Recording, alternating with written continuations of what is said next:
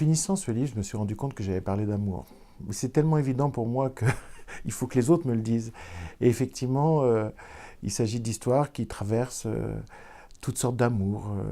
L'amour filial, l'amour paternel, l'amour conjugal, l'amour de l'humanité à travers une histoire assez déchirante d'un chien qui réconcilie son maître avec l'humanité. L'amour de la vie qui continue ou pas, selon qu'on garde ou pas un enfant, etc. Oui, je parle d'amour et surtout j'essaie d'explorer les complexités de nos vies amoureuses. Je crois qu'une vie réussie ne peut pas se passer d'imaginaire. Pour moi, l'imagination n'est pas une faculté de fuir la réalité. C'est au contraire la faculté d'enrichir la réalité, de lui ajouter des couches, de la rendre plus riche, plus complexe, plus labyrinthique. Une vie n'est riche que si notre imagination est riche. La réalité, elle est bidimensionnelle, elle est plate. Il faut ajouter la troisième dimension de l'imaginaire qui est nourrie par le désir, qui est nourrie par l'idéal, qui peut être nourrie aussi par la frustration, mais qui compense la frustration. Emmanuel Levinas, le philosophe, avait été prisonnier pendant la guerre dans un camp de travail. Il était traité comme un prisonnier, humilié comme un prisonnier, considéré comme un sous-homme. Et ce qui lui a redonné la dignité, c'est la rencontre avec un chien. Devant les barbelés, un chien jouait avec les gardes.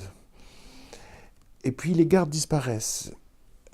Le prisonnier s'avance et le chien ne considère pas que le prisonnier est un sous-homme. Il a envie de jouer aussi avec le prisonnier. Et Levinas raconte que ce chien l'a bouleversé parce qu'il lui a redonné son humanité.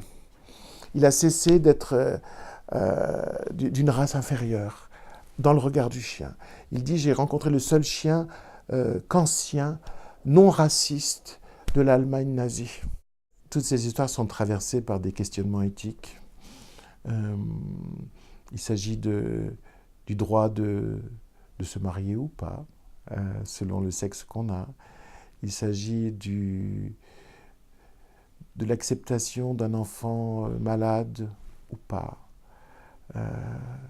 Il s'agit de la croyance en l'humanité lorsqu'on est traité comme un sous-homme et lorsqu'on est en face de la barbarie. Oui, que des questionnements éthiques. Mais je tiens à ce que les questionnements restent des questionnements. Je ne suis pas un auteur qui juge ses personnages. Je suis un auteur qui considère ses personnages avec affection, avec compassion même, quel que soit leur chemin. Et ça m'intéresse parfois de suivre même quelqu'un qui prend un chemin que je ne prendrais pas.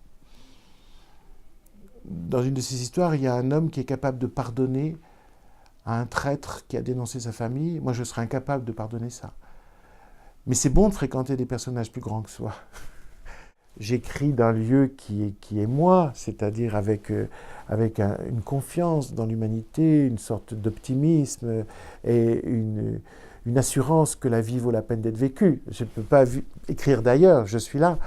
Mais autrement, ce qui me plaît, c'est de montrer la complexité des êtres et montrer aussi qu'il est très très difficile de condamner, de dire ceci n'est pas juste, ceci n'est pas bon.